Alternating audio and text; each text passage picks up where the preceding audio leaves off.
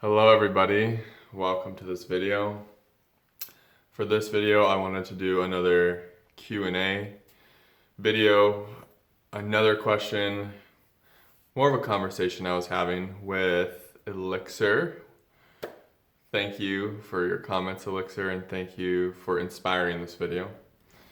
And it was just more about, it was another one of those comments where I felt like, the text like the writing in the text, it just doesn't, we can't get to the juice of it. We can't get to the essence of what I'm trying to say. And maybe I'll be able to say it in this video, maybe not. This is a very difficult subject. It's a very hard one to communicate, but I'm going to do my best. And it's about the addiction to negativity and the not really even that's part of it, yes, but it's like the overwhelming feeling of dark thoughts and negative thoughts and just their intense and like all encapsulating nature when we're going through a Kundalini awakening, and how this darkness and this constant stream of negativity in the mind and in the body, how it can make us feel just helpless and powerless. And I'm going to share my direct experience with this and how over time and through openness and through humility and through surrender, how we can over time start to alchemize all of this negativity and start to transform it so that our thoughts and our energies in our body can become less of something that really pull us in like a magnet, and something that really, and something that is less overwhelming, and something that we're more able to observe and witness and just allow to be. And this takes time. And this is difficult, but the one thing that I want to get across is when we were talking, me and Elixir, I was trying to illuminate, like, we are not our mind and we don't need to be servile to it. And when dark thoughts arise, when negativity arises, we don't need to automatically identify with these thoughts and these energies and this darkness. It's important for us to be aware and to just watch the darkness, watch the dark thoughts, and allow them to come up. Because if we suppress them or try to avoid them, then we're just indirectly refueling them and giving them more strength over us. Because in that way, we're saying, oh, we're afraid of them. We don't want to be bothered by them. And our fear of negativity is one of the biggest drivers of it. So I was trying to communicate, we got to stay open to it. We got to let the thoughts come up. We got to let the mind have its freedom. We can't be trying to control this negative aspects and negative thoughts. But at the same time, we must bring a presence and an awareness to where we don't get pulled in by them and we don't believe the thoughts. And in this way, we're breaking our addiction to the negativity of the thoughts.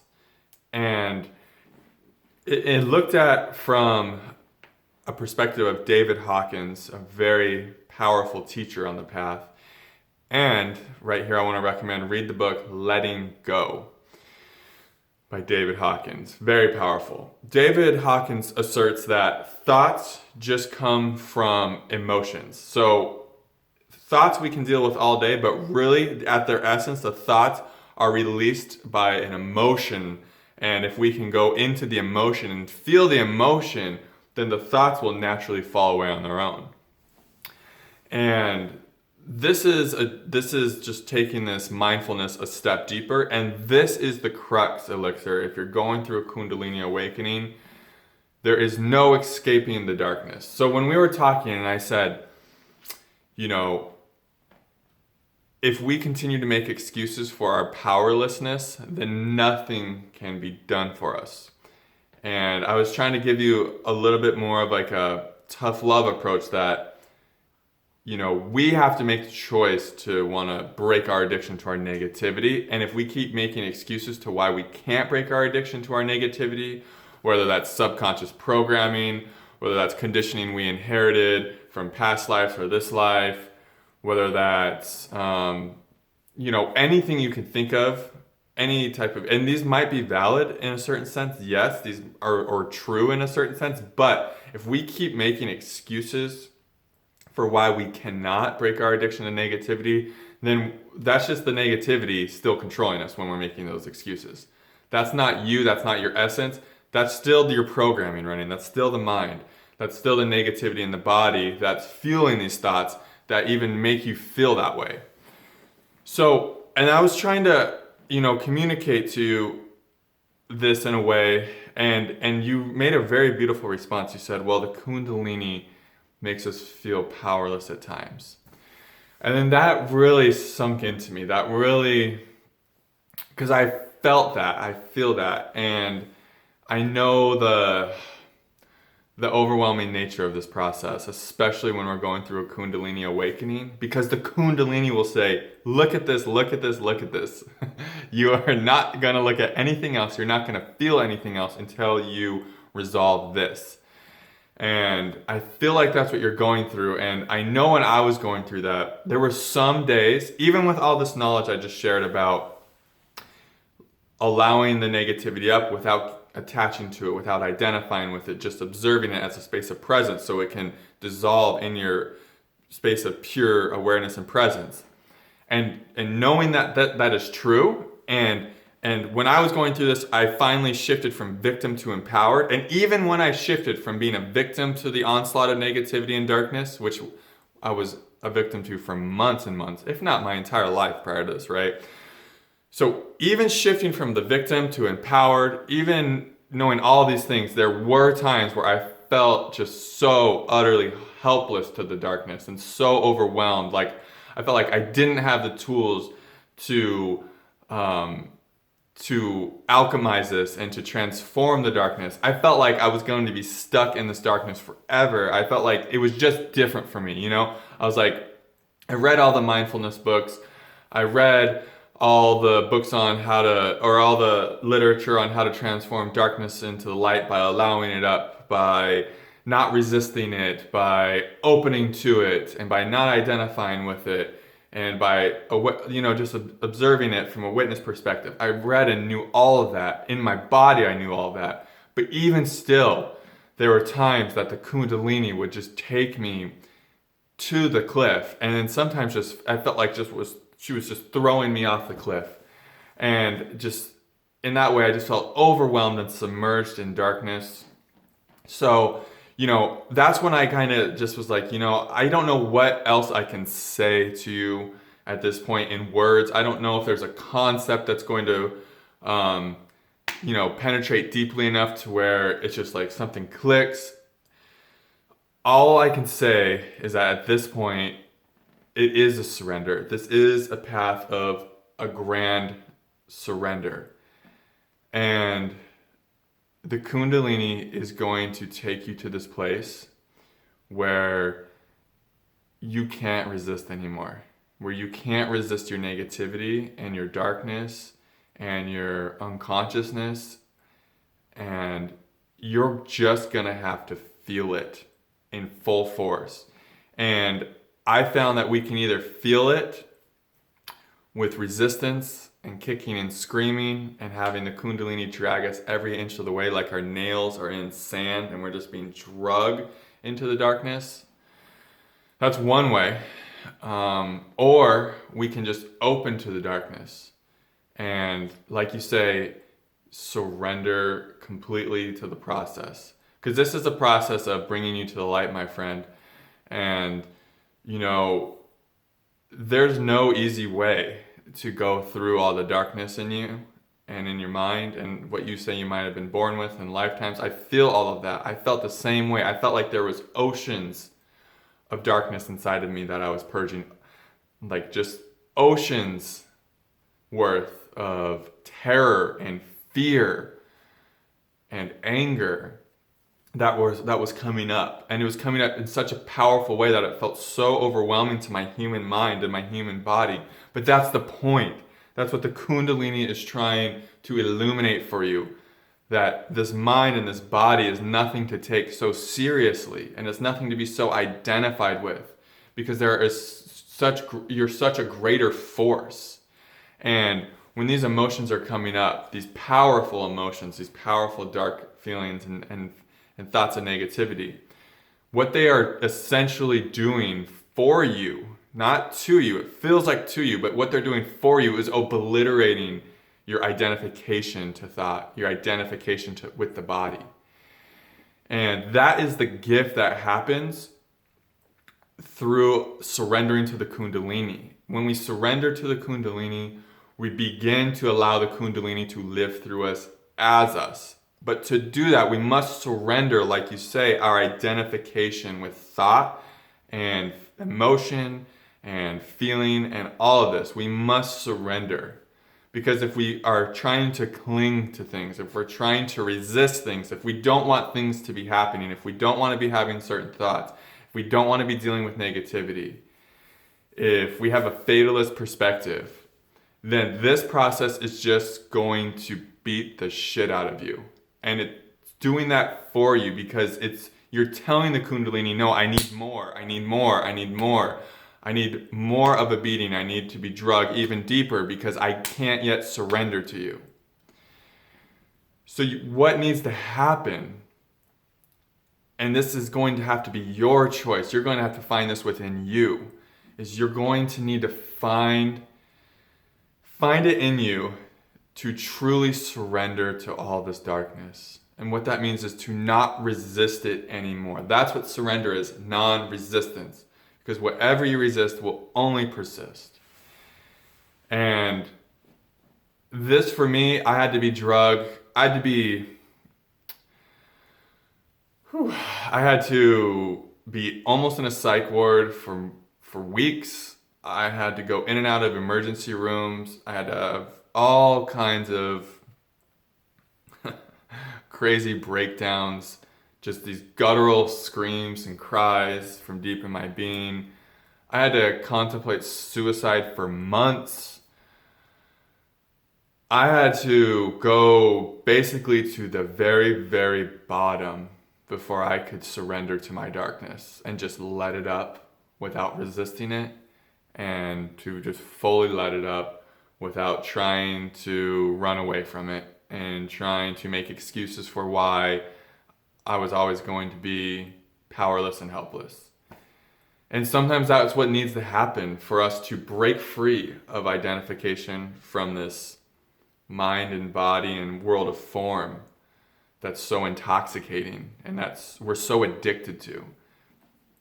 I'm so addicted to identifying ourselves as.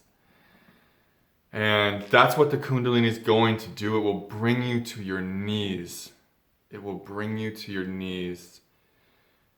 And it sometimes, for a lot of us, as it was for me, it'll be to where you just can't take it for another second until you are able to just surrender to this force and surrender everything to it. You know, it's from an egoic perspective that we always want positive thoughts and to feel good. And we want to be a victim and say we're helpless and we can't do anything about it. That's the ego speaking. That's the person speaking. But when you really surrender to the Kundalini, you see that all of that is just nonsense, and it's just an illusion anyways, and it's nothing. It's nothing compared to what is happening on the realest level of your direct experience, which is you are transforming yourself from an egoic identity into something more. You are literally, through direct experience of your darkness, discovering that you are more than this mind and this body. And this is the hardest process there is in a Kundalini awakening, and this is why people go through temporary psychosis. This is why some of us go through suicidal depression. It's all because we're resisting this process, because we don't want to let go of our negativity, because as shitty as it is, our negativity serves a purpose in that it's familiar. The mind doesn't care what programs you have going on, just as long as it's familiar and comfortable in the same thing. The mind doesn't want to submit to something greater. The mind doesn't want to let go of its old identities for something more. The mind just wants more of the same. And to break out of this cycle, you can't do it in an egoic way. You can't fix a broken and negative mind. Nothing's broken, but you can't fix a negative mind with a negative mind. You're not, I had to realize, I'm not going to fix this this mind that's imbalanced through my imbalanced mind. Like, I'm not going to fix this through figuring it out. It comes through a surrender to something greater. The simplest and most effective thing to do is to just let go into the Kundalini, to let go into God, to, put your hands on your heart and to feel into your heart, and not the outer layer. The outer layer probably has pain and wounds and trauma. That's where those are stored, but to feel 2 inches deep into your heart. And you will start to feel something powerful and something good in your heart. And this is the place that transformation happens. It doesn't happen up here. It happens in the heart. The heart is so much more powerful. And the Kundalini will start to, that's where the Kundalini wants to live through you in your heart center. And so what will happen over time is your thoughts will start to come through the heart center. Rather than just, because if it's just coming from the mind is always just conditioning. It's always from the past. It's always something we've always experienced. Nothing new comes from the mind. It's always learned. The spontaneous intelligence of life, of the Kundalini, comes through the heart.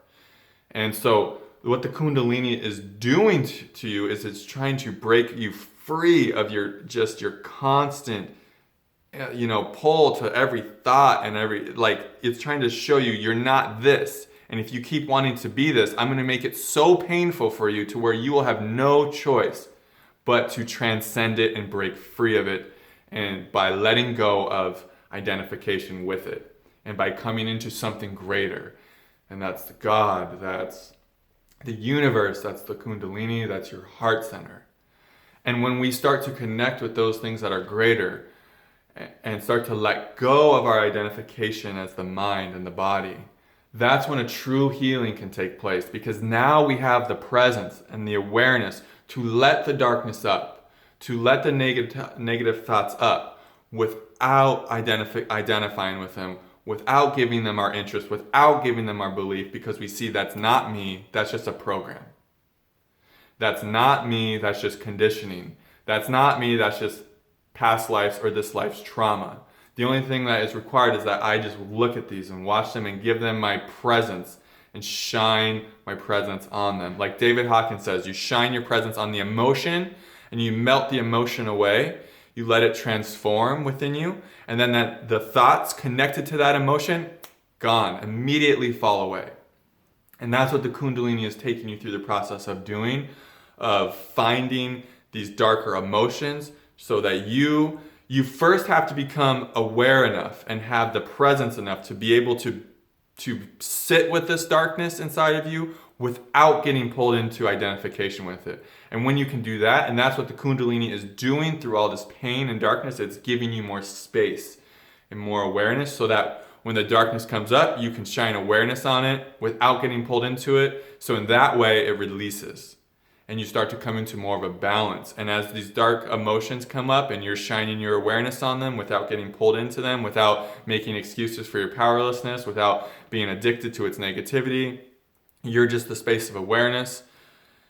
As you start shining your pure awareness on them, they start to dissolve.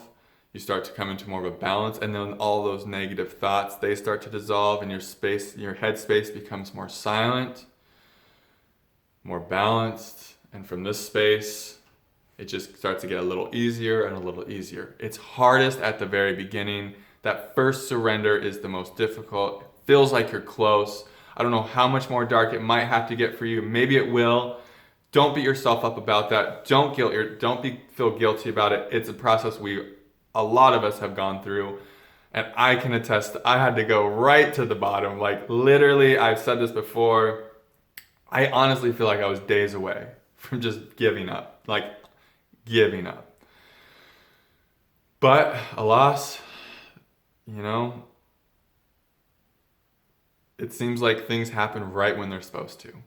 And you will come to this grand surrender. You will let go. You will stop resisting. And things will start transforming for you. I hope this video, at least if anything, you could relate to like, I've been there. This is what I've learned. This is what I came out from it with. This is all I have. This is everything I can give you on this.